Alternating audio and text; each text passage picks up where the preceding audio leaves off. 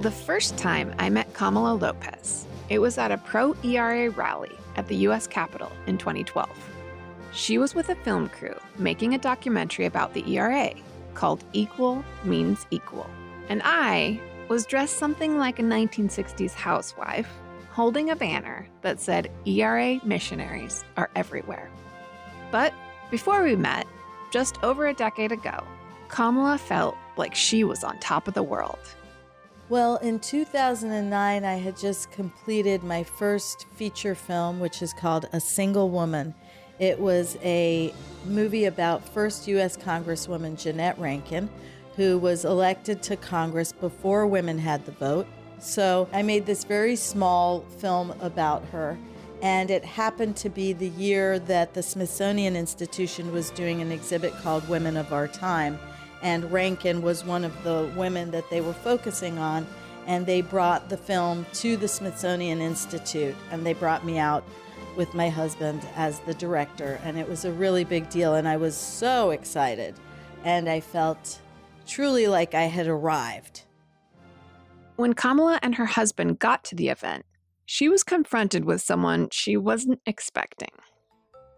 And so we get to the Smithsonian, and it has the National Portrait Gallery, is their auditorium, which was brand new and gorgeous, and the huge lobbies, and it was just very sort of, And across the way, I saw a woman dressed all in white with a banner across her and a bonnet on, some kind of an outfit, and I thought, oh my goodness, what is going on over there? Who is that? What is that? As I walked closer to her, I saw that she was dressed as a suffragist. And I said, hi, my dear, how are you? And who are you? And she looked me straight in the eye and she said, my name is Alice Paul, and I'm back to haunt you because you've done nothing to ratify the Equal Rights Amendment. And I just stood there. I just was frozen in time, and I felt like dizzy. It was very shocking to be told that everything you thought was true was a lie. And so what did she tell you about the Equal Rights Amendment? First of all, I thought she was absolutely wrong, misinformed, that this had already happened, because I, like 96% of the American population, believed that when the Congress ratified the ERA in 1972 and the president signed it, that it was complete. Even as a well-educated woman with a college degree, to be blindsided by this information, it just was so deeply disrespectful and made me feel like such a fool. Like the whole society is laughing at us because the ramifications of not being equal are so profound. And so you found out about the Equal Rights Amendment from the ghost of Alice Paul.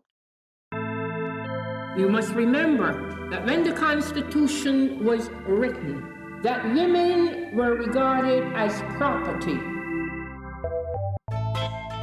The struggle for an Equal Rights Amendment traces back to 1923, when feminist Alice Paul wrote the words that became ERA. Equality of rights under the law shall not be denied or abridged by the United States or any state on account of sex. So as we march today, remember, forward together, backward never. If you could change one thing about the Constitution, what would it be? I would add an Equal Rights Amendment to the Constitution.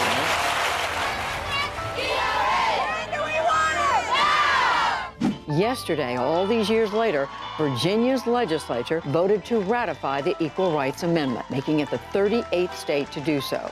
That means 3/4 of all states have ratified, as the Constitution requires.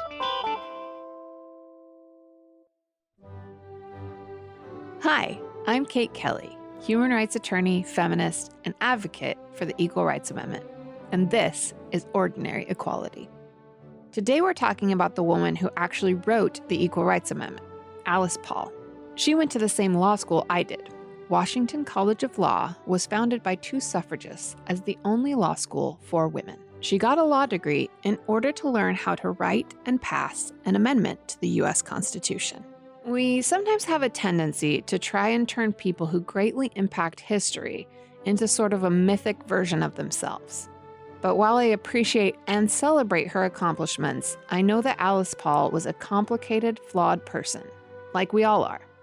She had a huge impact on the movement that led to the ratification of the 19th Amendment, first giving women the constitutional right to vote.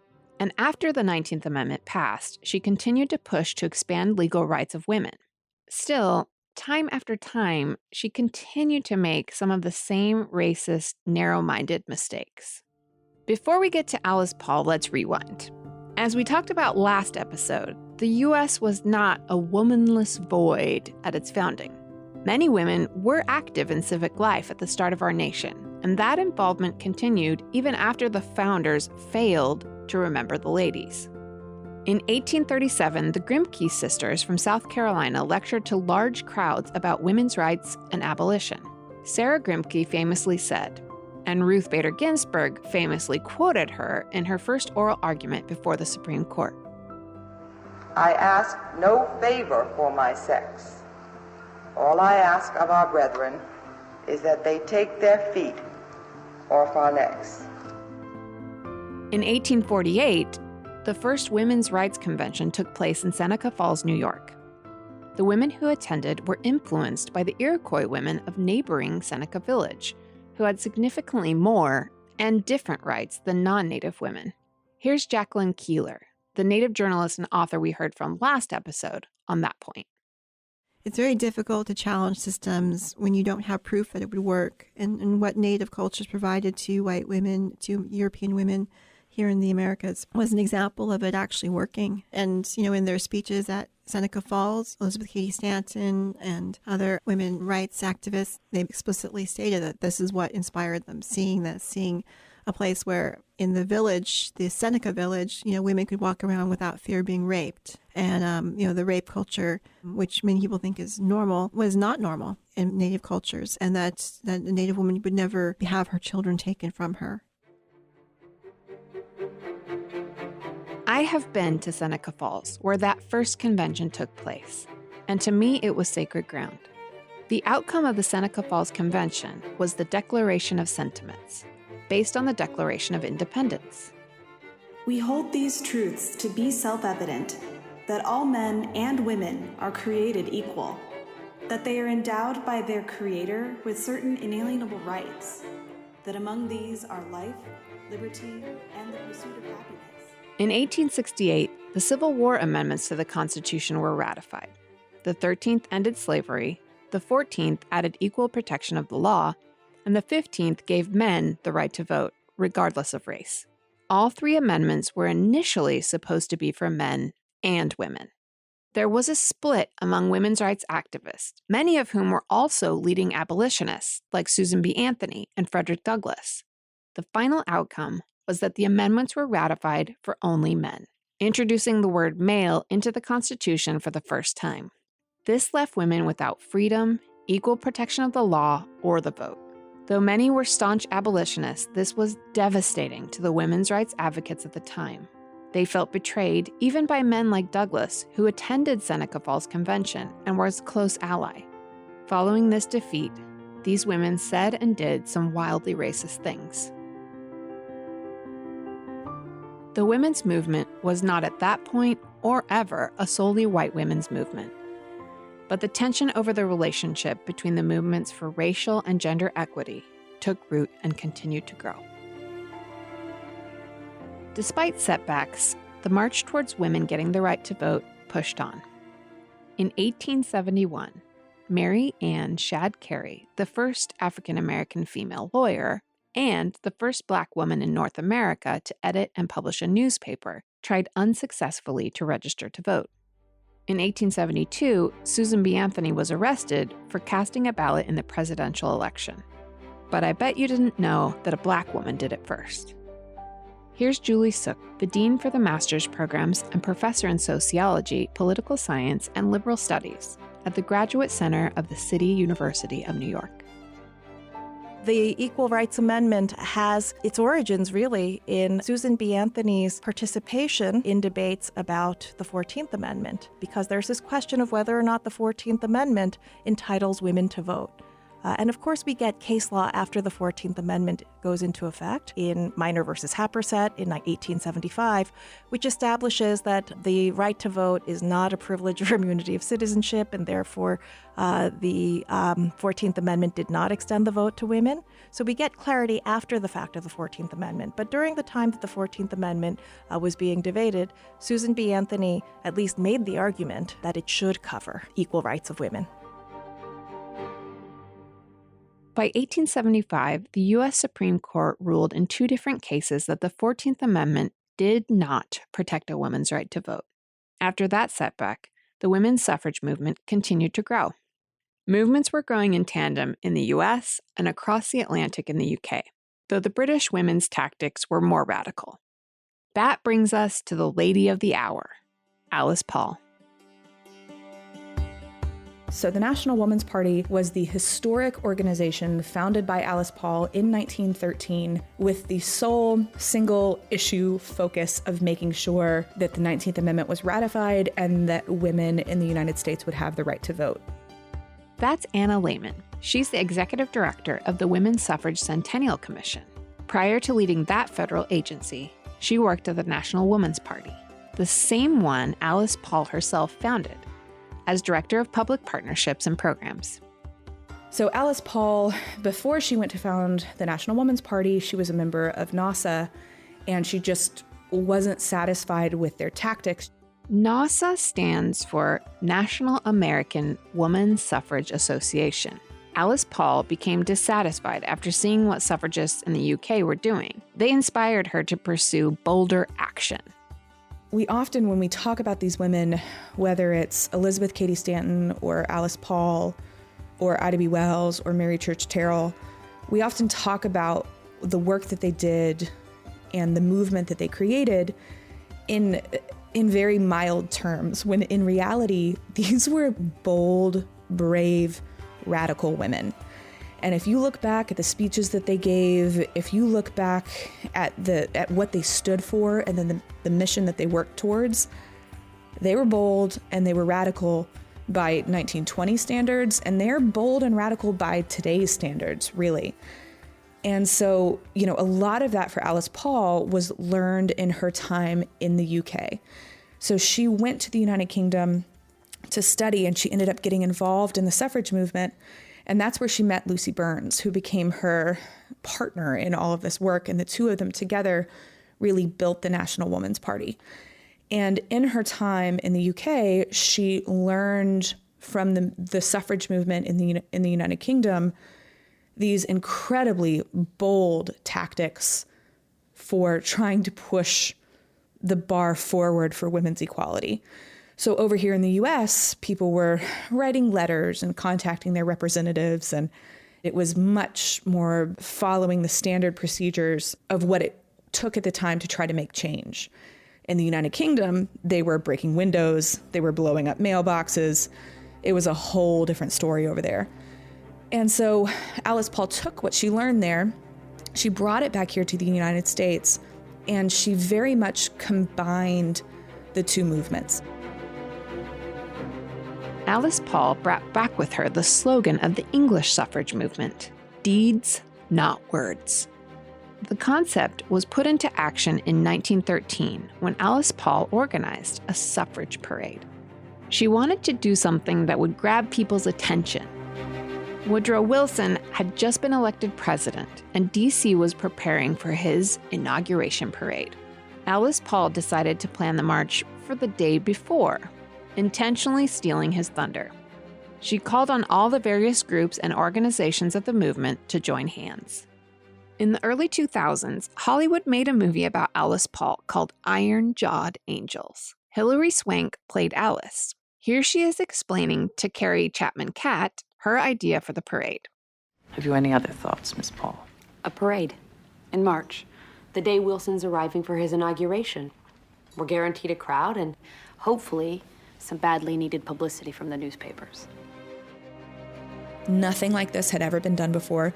You have to remember that at the time, it's 1913, and women were not supposed to be on the streets. They weren't supposed to be raising their voices. They weren't supposed to be demanding anything. That's not what women were expected to do at the time. You absolutely still had this concept of the public sphere and the private sphere, where the public sphere was for men.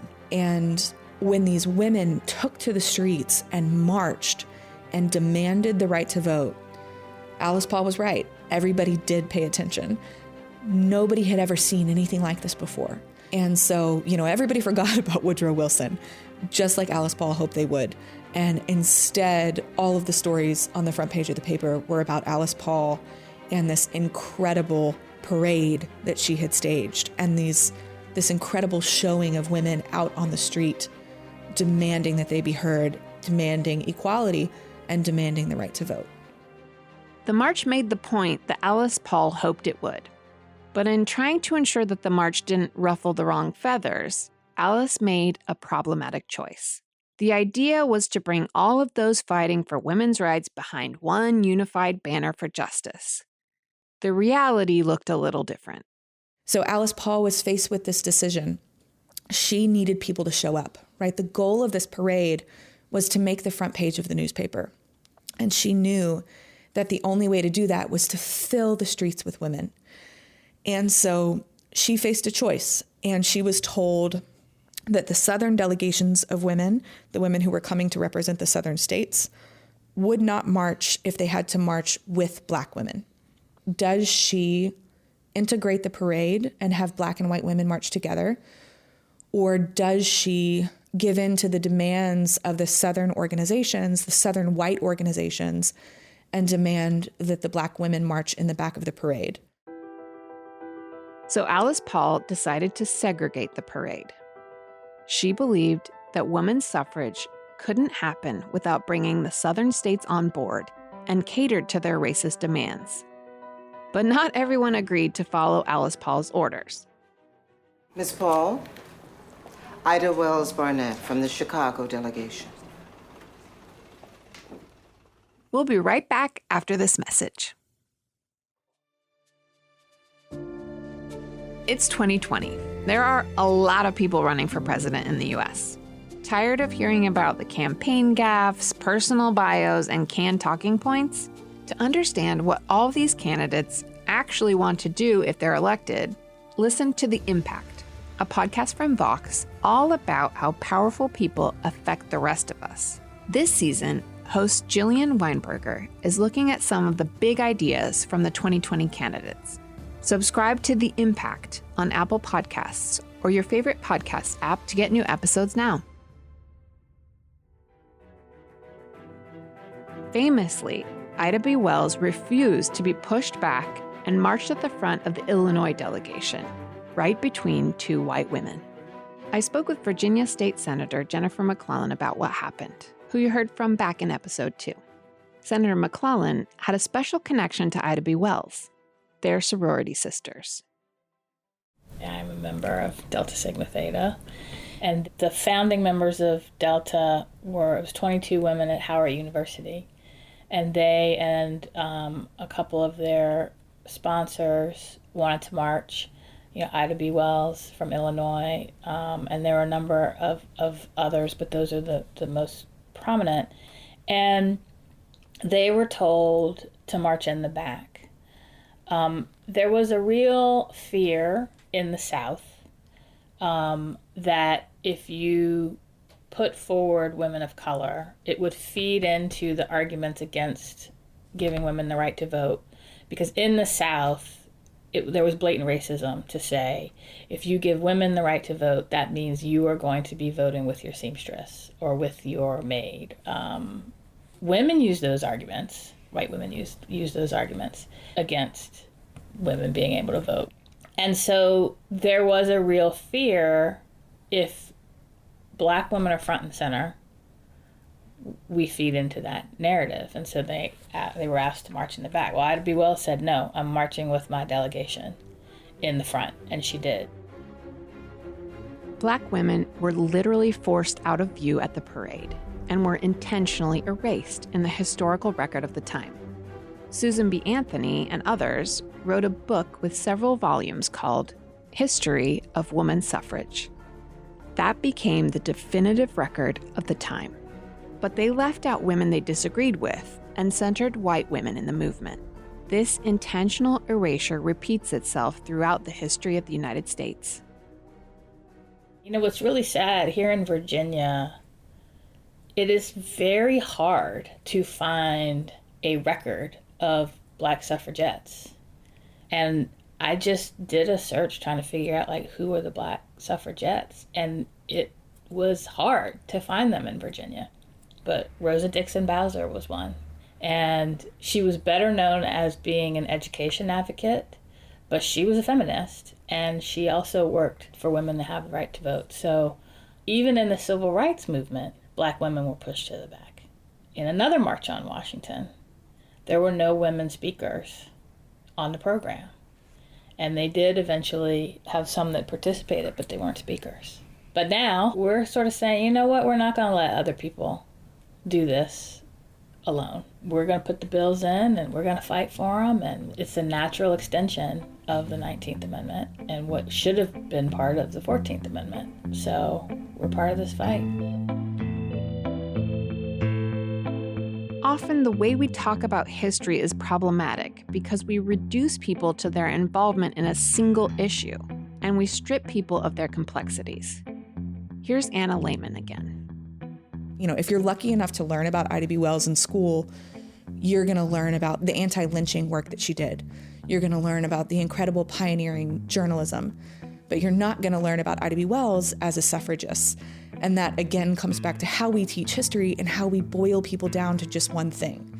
So if we're teaching about Ida B. Wells as someone who worked against lynching, well, my goodness, we can't possibly find time in the curriculum to also talk about the work that she did for suffrage.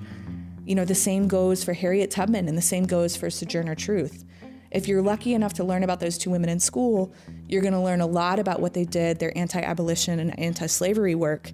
You're not ever going to hear about the work that they did for women's suffrage, but both of those women were out there working towards this right to vote for women. They were incredible, powerful people. So what we end up doing is we take an entire movement, right, and we boil it down to one person. So we take the civil rights movement and we boil it down to Martin Luther King. We take the suffrage movement and we boil it down to Alice Paul or Susan B. Anthony, when in fact you had 5 million suffragists who marched and who fought and who demanded justice and equality. And so when we take a whole movement of people and we boil it down to one person, and then we take that one person and we boil them down to be just this, we put them on a pedestal and they become this hero, right? We do that person a disservice and we do American history a disservice. People are much more complicated than that. And I think the suffrage movement is the perfect example of that, where you had these women who were bold and brave and radical and achieved something that was so crucial for women in America. And without what these suffragists did, I would never be where I am today. I would never be the head of a federal agency. I would never be sitting here having this conversation with you. At the same time, while what they achieved was extraordinary and monumental in American history for American women and for American democracy, they made a lot of mistakes along the way. Important ones, big ones that led to decades of consequences, a century of consequences. And so the 1913 parade, by all measures, right, achieved what Alice Paul was hoping it would achieve, but it came at a cost and it came at a price. And unfortunately, you know, that decision that she made in the 1913 parade, she continued to make throughout her activism over and over and over. Alice Paul was a genius at getting people to pay attention. Members of the National Woman's Party were the first people to ever picket or protest in front of the White House. They started in 1917 and were there diligently 6 days a week. Snow, rain, sleet, didn't matter. They would stand in front of the White House with their banners saying, "Mr. President, what will you do for women's suffrage?" They would stand there and they would demand to be heard. They basically brought a cauldron. They called them watchfires. And they would burn copies of President Woodrow Wilson's speeches in front of the White House, where he would stand up and he would give these speeches about the importance of democracy and the importance of spreading democracy around the world. And it was all a part of, the sort of World War I rhetoric. And they would burn copies of these speeches and they would say, you claim to care about democracy, but 51% of the population here in your country doesn't have the right to vote. And how can you stand up and say that we need to spread democracy around the world when we don't have true democracy here at home? The women's suffrage movement was violent, not glamorous, but it was effective. Women like Alice Paul were arrested, jailed, brutally beaten, assaulted, and force-fed.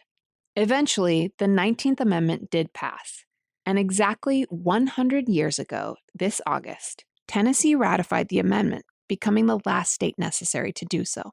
Having achieved a major goal, Alice Paul and the National Woman's Party had a big decision to make. Suffragist Mary Church Terrell was one of the first African American women to earn a college degree and a charter member of the NAACP. She championed an inclusive way forward. She supported the ERA, but demanded that work on universal suffrage was not yet done. It's 1920, the 19th Amendment is ratified. The National Woman's Party have to decide what their mission is going to be now. What is this organization going to be? And they decide to pivot towards this larger mission of working towards women's equality. And so in 1921, Alice Paul drafts the ERA. It's first introduced in 1923, and she starts working towards this idea of equality under the law for all women. At the time, Mary Church Terrell came to her and said, look, this ERA thing is great, but the 19th Amendment is not being implemented fairly and effectively for all women across the United States. Black women are still being marginalized. Black women are still being denied the right to vote. In the Jim Crow South, there are all sorts of barriers to Black women's right to vote and Black men's right to vote that the 19th Amendment did not fix. And so Mary Church Terrell came to Alice Paul and said, this needs to be the new mission. We need your support. We need your help. We need to work towards making sure that the 19th Amendment is effective in the way that we all hoped it would be effective. And Alice Paul's response to that was, I hear you, Mary, but my goal is to work towards equality for women. And I'm not really interested in getting into race. That's just not the direction that we're going to head. I'm thinking about women as an umbrella, and I'm not going to pivot the mission of this organization to work towards the specific voting rights or the specific barriers that Black women are facing now. That's not where this is going to head. And, that reaction is disappointing, right? And so you can see there are these moments over time where Alice Paul makes sort of the same choice over and over again, the wrong choice, really, over and over again. And but it's not that simple, right? Because the ERA is so important for women and was so important for women. And this race towards equality. And so you can see she's faced with this choice, and it's hard to look back and know, right, what she should have done. But by all measures, she absolutely did not value the stories and the lived experiences of Black women, and she repeated that same mistake. Alice Paul continued to advocate for the ERA throughout her life until her death in 1977. She was a steward of the women's movement from the time before suffrage to a time when we would be fully and completely integrated into the U.S. Constitution. But her tunnel vision on the ERA blinded her to other vitally important issues. White women often support and uphold white supremacy because it directly benefits us. But the Equal Rights Amendment was not and is not a white women's movement. We'll get into this more in future episodes, but it's important to note that the resurrection of the Equal Rights Amendment has been led by women of color across the country. That includes Senator Jennifer McClellan from Virginia. Here she is again. I have been very impressed and remind people that women of color are leading the way in the legislature. You've got Jennifer Carroll Foy here in Virginia pushing it. You have Gilda Cobb Hunter, the longest serving African-American senator in South Carolina. You have Karen Carter Peterson in Louisiana. And Black women have always been in the fight for women's equality. We're just not the ones that get the attention. And that was true of the suffragette movement. But we were there. And, I kind of feel the spirit of Ida B. Wells, where it's like, not only are we going to be in this fight, we're not going to be relegated to the back. We're going to be right up front. And hopefully the media will pay attention, but we're used to doing the work and not getting recognition. We will recognize ourselves, and we will make sure we're lifting each other up. It's more important that the job gets done. But I think if we're going to address pay inequity impacts women of color more, but we can make a big difference on it if we have the ERA and we have a legal basis to address pay equity. The intersectionality of being a woman of color or even a transgender woman or a lesbian or queer in any way, the intersectionality of it is you are doubly oppressed. And once you tackle one, that's going to make progress no matter what. And so I do think the ERA is going to help all women. As we move forward and hopefully push into a future of legal gender equality, how can we reconcile the positive and negative impacts of trailblazers like Alice Paul? I spoke with Jamia Wilson, publisher and director of the Feminist Press, and on the ERA Advisory Council of the ERA Coalition, about just that.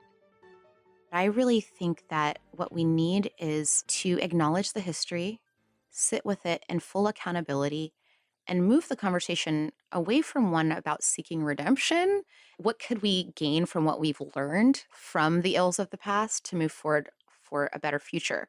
Because if I really think about even the ways in which I was talking about gender when I was in college, compared to what I'm hearing my interns and staff speak about gender now and the spectrum of gender and the way in which they talk about it, I'm thinking, oh, there are people who, if there's an archive of that many years after I'm dead, will probably find me problematic. And what will that mean? And for me, it would be less about redeeming myself as a full, perfect person and more of saying, okay, continue to do this work in the way that now that we've expanded this conversation and that humanity has expanded. I heard Harry Belafonte say something recently that really stuck with me that I think really applies here, and he's a feminist and an ally. And he said, I've had this long walk, and he talked about all these amazing people that he had engaged, and at this point in his 90s, him saying, there's a lot I've done to pave the way, and if you want to continue on the road that I've helped pave, do so. But if you also think you can pave it in a better way or a better direction, please do that too. And that's what I feel about Alice Paul. That's what I feel about Susan B. Anthony, with some of the views that they had about specific things that I'm diametrically opposed to, and my whole humanity is in opposition to my being, to say, but the idea of an ERA and the expanded ERA now that is more intersectional, those ideas shouldn't be just cast to the wayside because of one human being's frailty. And I think talking about it more and paving a way forward is more important. Like Jamia said, it's important to move away from the narrative of seeking redemption and move forward in a way that's productive. In order to learn from the past, we have to acknowledge it. And we have to understand that women like Alice Paul made choices. She said and did incredible things. She wrote and introduced the Equal Rights Amendment to the world. But she also did things and made choices that harmed other women. This is the part of her legacy we must reject.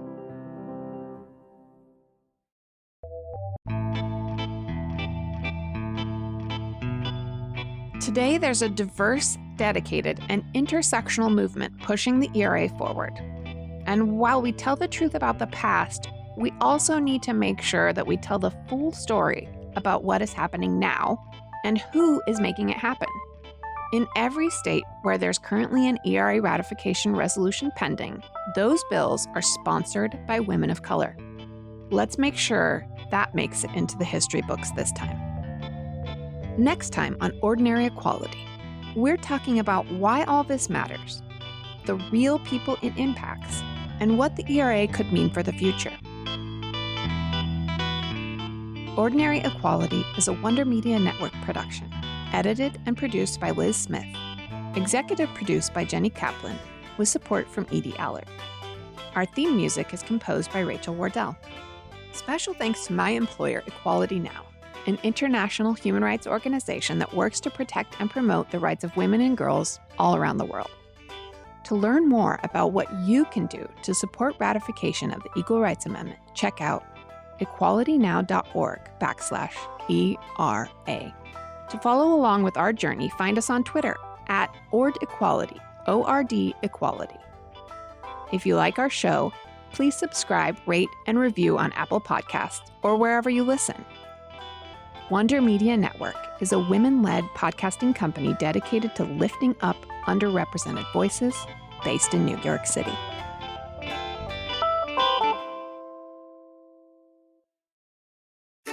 Hi, everybody. I want to tell you about the Latter-day Lesbian podcast. It features a Mormon gay girl trying to figure out her life, along with her ex-evangelical partner, plus some interesting guests. They unpack religious trauma, as well as LGBTQ issues, and a lot more. These ladies interviewed me on a recent episode, and we had such a great time. So give Mary and Shelley a listen, won't you? You can find Latter-day Lesbian wherever you consume your podcasts.